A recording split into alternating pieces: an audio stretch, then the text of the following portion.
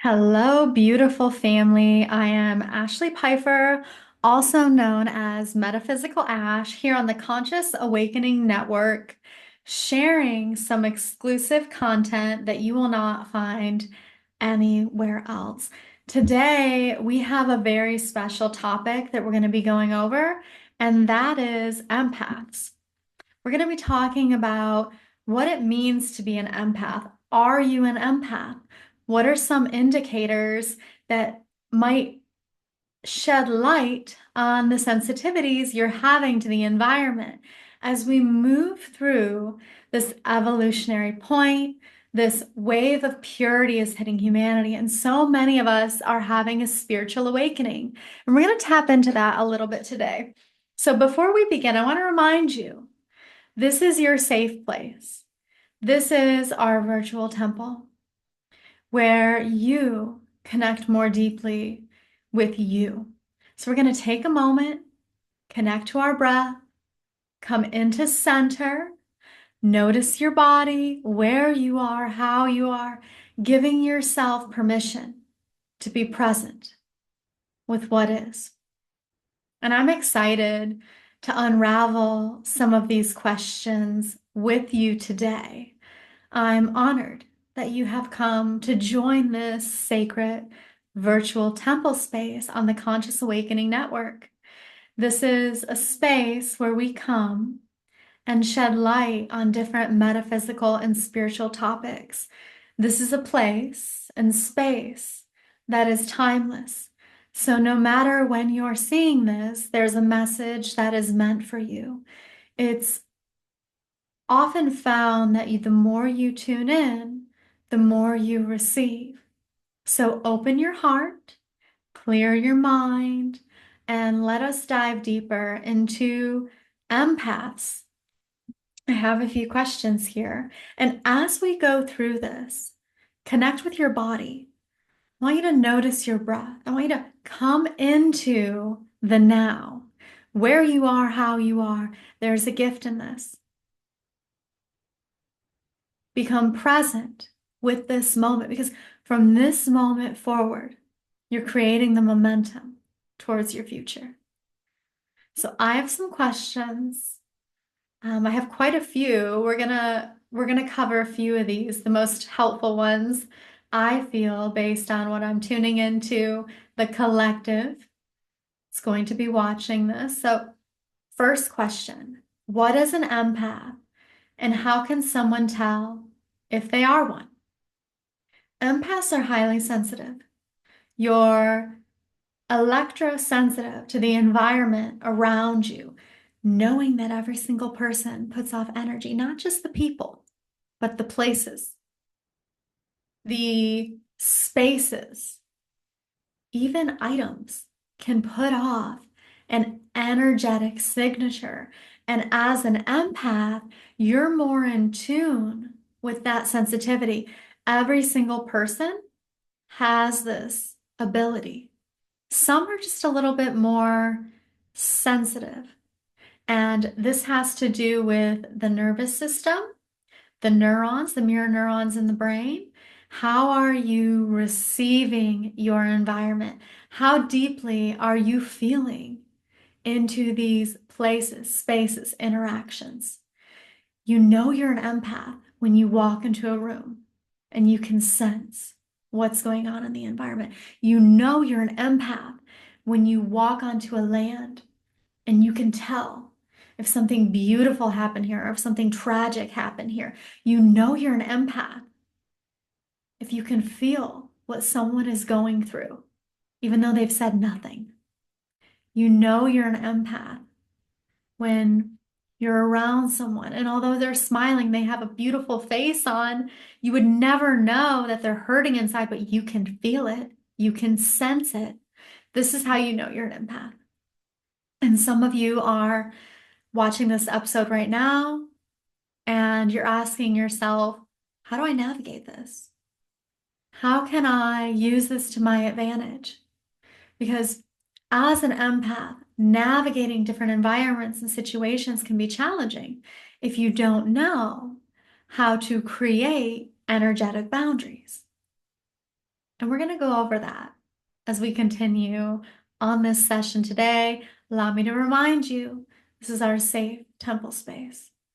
So tune in to where you are, how you are, noticing your body, front, back, side to side, top to bottom. I want you 360 degrees aware of who you are, where you are, how you are. Your breath is the ultimate tool. Come into the now, come into your senses, come into presence. Because as we speak, as we continue on this session, on this call, you're going to feel and sense different things in the body. Your body is going to speak to you. So this is the gift you're giving yourself now here in this safe space, the gift of presence out of the mind into the body. Okay, let's continue on this fun topic today. How does empathy differ from sympathy? And why is this distinction important? Empathy is your ability to feel the energy as if it's your own. Sympathy, and I also correlate that to compassion. Sympathy is your ability to feel for the other person without dropping down to where they are. I want to make this distinction, and I want to let you know something. This is so important. Compassion over empathy helps you secure your energetic boundaries. And what do I mean by that? Coming from a long line of martyrs, individuals who had the belief system that in order to be a good person, I need to drop down to where another is. If I really care about that person, I need to meet them where they are. You know what that does? It creates more of that energetic soup. So if you have someone you love, you care about, they're in the depth of the darkness, they're just going through something so extremely challenging, grief, shame, fear, pain, physical pain. As an empath, naturally, you can probably feel that. But your greatest gift to them is not empathy, it's compassion. Take what resonates, leave the rest. If that doesn't work for you, that's fine. That's your prerogative. You have will. But I'm going to tell you from personal experience as an empath, as someone who grew up and still continues to feel different things from different people, places, and environments, dropping down to that energy does not serve you. Now, as you move forward in your self-mastery, you may consciously, intentionally do that to understand it more.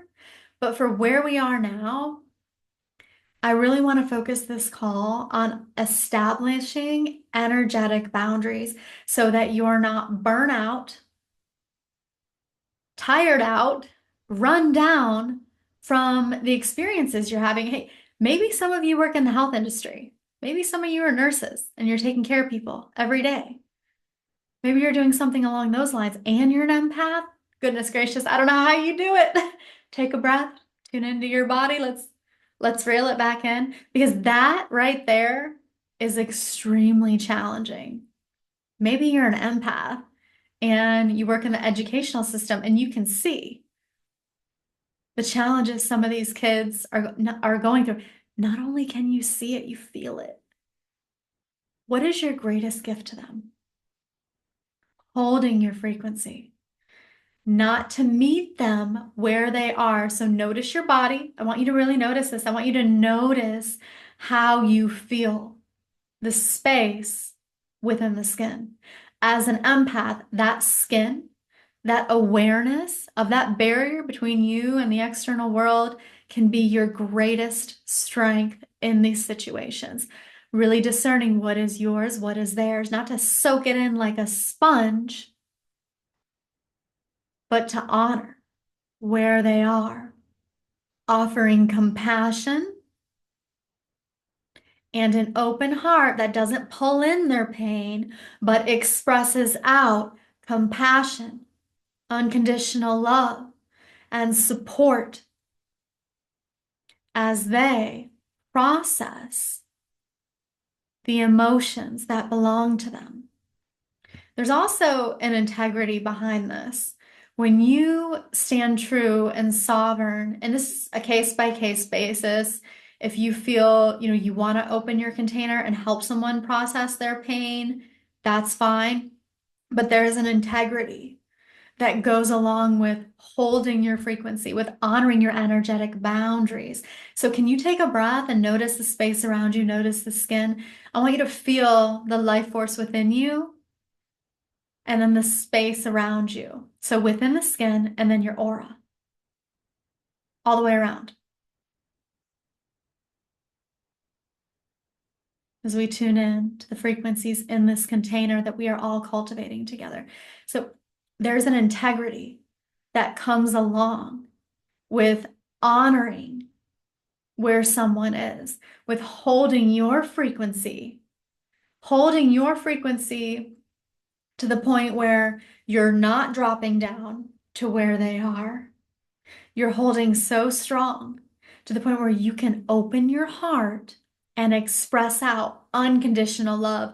Maybe they're sharing a story with you that is extremely painful and challenging, but you're holding the energy of bliss, of gratitude, because this is a level of self-mastery. And you're going to create a container for them, a safe place, surrounding them in that compassion, that love. This can create a field where they feel safe enough to process what they're going through. So you're not taking it in as your own, you're creating and cultivating that safe container. I want you to give that a try. Okay? Moving forward, we have a few more questions. How do empaths tune into the energy and emotions of others, and how can they use this ability to help? Okay. A lot of times this is natural. This is something that it just innately happens as you either have a spiritual awakening or you've always been tuned into that sensitivity. And I want to go deep into this question. So let me repeat it. How do empaths tune into the energy and emotions of others, and how can they use the ability to help? I'm a big advocate for consent, asking if they want your help, first and foremost, because as an empath, you're going to naturally notice and sense when people are going through things. To impose your opinions, your views, your advice on others is out of integrity with the natural laws. Live and let live. If they would like your help, that's great. Offer what you have, but I do not believe in imposing your will. So, and a friend of mine, he told me a story. He's an empath and works as a psychic and a medium. And I remember, reading something on his Instagram story about how he was dating someone and something happened. So he just offered his unsolicited advice on what spirit was bringing through him. Now, sometimes your channels are just so wide open, you're picking things up about people, but you don't know if they actually wanted your advice. Did they really want you to know that? And we can use that, and I've seen people do this as well. We can use the excuse of, oh, I connected with their higher self. In some cases, yes. In some cases, no. You're using that to justify your actions of imposition on another's field. So we want to maintain our own integrity to eliminate karmic backlash. And you do that through consent. I can say, as an empath, so this question was, how do empaths tune into the energy and emotions of others, and how can you use this ability to help? The subtle things that are not an intense imposition on someone's field. They're having a bad day. A stranger walks by you. Smile at them. Open the door. Give them a compliment. Little things like that. But to go out of your way when you know someone is going through something, send them an extreme paragraph of everything you feel and sense from spirit in the quantum field is the complete imposition and lack of integrity as you impose your will on their field. Please don't do that. Please don't do that. And you might feel the urge because you have all this information coming through your higher sensory perceptions, but allow that person to come to conclusions in their own time without imposing and enforcing your will. Please don't do that because it's not going to be good for you. It's not going to be good for them. Always request consent. How's that feel? Have you ever been in that situation? I know I have, where you come across someone, they're having this extreme challenge. They're not telling you about it, but you sense it. You're tuning into the field and you know what's happening. It's a situation with their mom, it's a situation with their dad, and now it's ending, it's impacting the relationship between the two of you. Well, here's what I think. Please don't do that. An easy way to get someone to open up is to ask open-ended questions that are heart-led. So try that approach. All right, family. How's everybody feeling? Tune in. Tune into your body. Remember, this is our safe space. This is a space for you to connect more deeply with you. This is our exclusive container on the Conscious Awakening Network. I'm so glad you're here. I hope you're enjoying my channel, these sessions. Don't forget to invite your friends so we can keep this work going. Because the more I see you participating, and the more I'm going to want to show up for you. So let's continue. We have a lot more questions. Let's find another good one. Ooh, this one. What are the challenges empaths face when it comes to energetic boundaries? Okay, take a minute. If you're an empath, you're relating with this. Think about the challenges that you face as an empath with energetic boundaries. If you have no boundaries as an empath, guess what? Someone with a really strong will is going to have you thinking their desire is your desire. Where does that happen? Does anybody know? How does that get in? Say it out loud if you know it. Take a breath, notice your body. Where does that get in? How does someone impose their will on you? One of the most common areas is the solar plexus. So that's between your ribs and your reproductive, right in there. Your solar plexus, the back as well, the back of that solar plexus. A lot of people get cords and stuff hooked in there. Solar plexus. So when I have you taking a deep breath, noticing your body, I want you to notice 360 degrees your torso, the skin on your torso. What is mine is mine. What is theirs is theirs.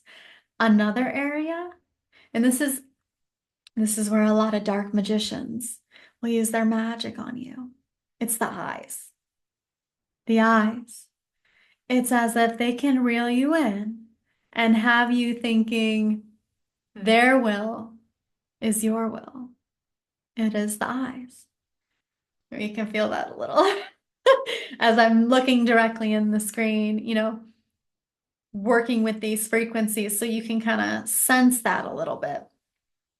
So when it comes to empaths, I'm going to suggest as you're establishing your energetic boundaries, breath is your tool, the body, the skin, first line of defense.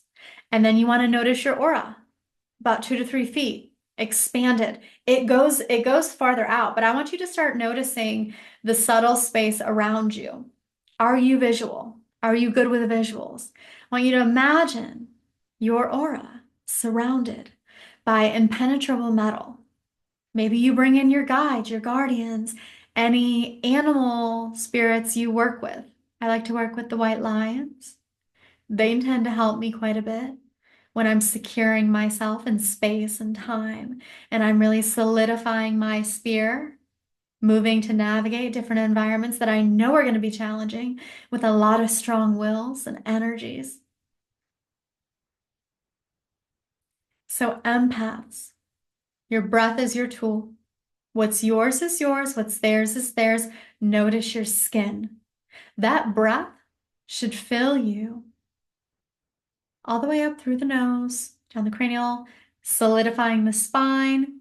Your bones become that solid foundation of your inner knowing. Inner knowing what's yours is yours, what's theirs is theirs. Okay? Try that. Take a minute. Think about a situation where you felt somebody else. Take yourself back there. Close your eyes if it feels helpful. Remember that situation when you felt what they were going through, so much so it felt like your own. Notice your body. How's that getting in? And now I want you to start solidifying yourself. I want you to start commanding your sphere, starting with the bones, as the foundation of your knowing, knowing what is yours is yours, what is theirs is theirs. Breathe. Expand that knowing out into the soft tissue, into the muscles. Top to bottom, front to back, side to side. Breathe. And then expand even further around your entire body until you've pushed out the energy that you were sponging in from that experience, from that other individual. And that's a practice you can also use to cut cords, to remove hooks that have been latched into you. Maybe we'll make another video about that. So take a moment. Go through that practice again while I find another fun question for us to dive into.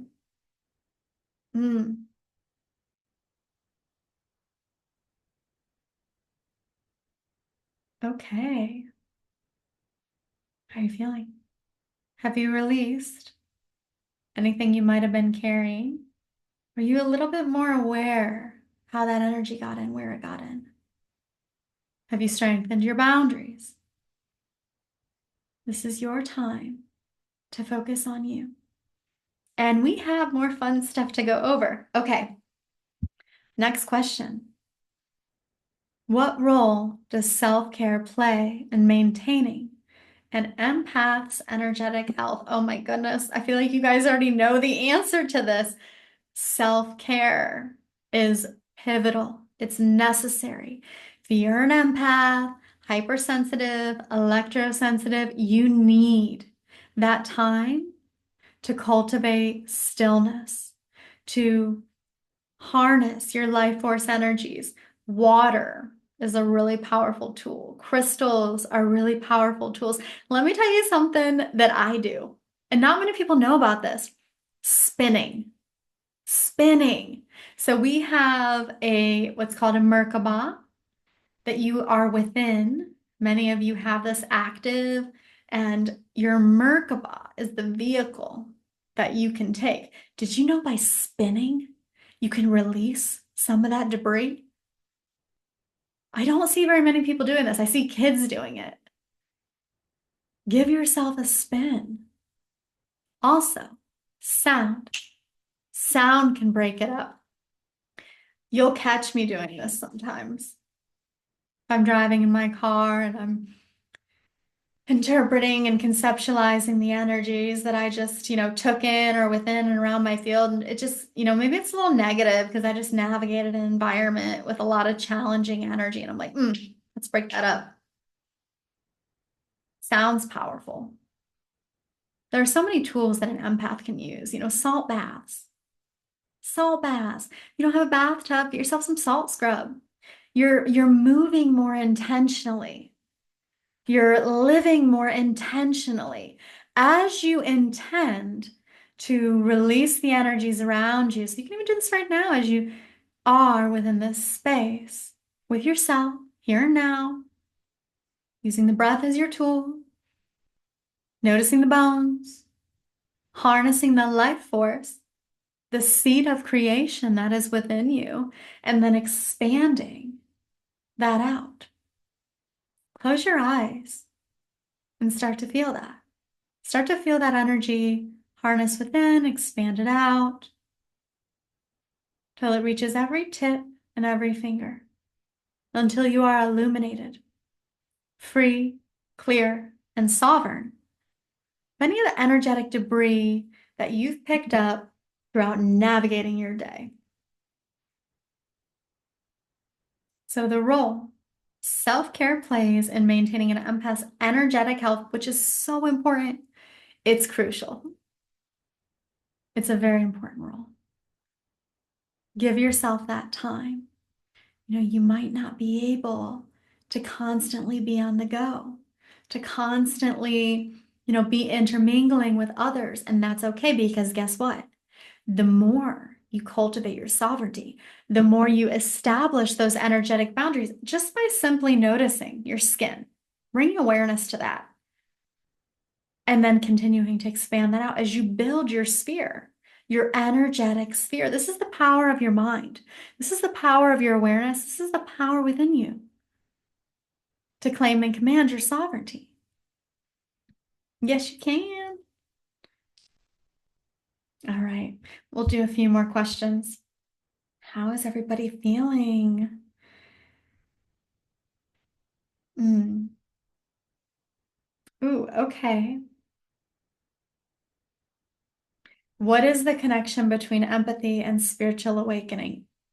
Okay, so this one's giving me a little bit of goosebumps as I read it, because this is something I personally experienced.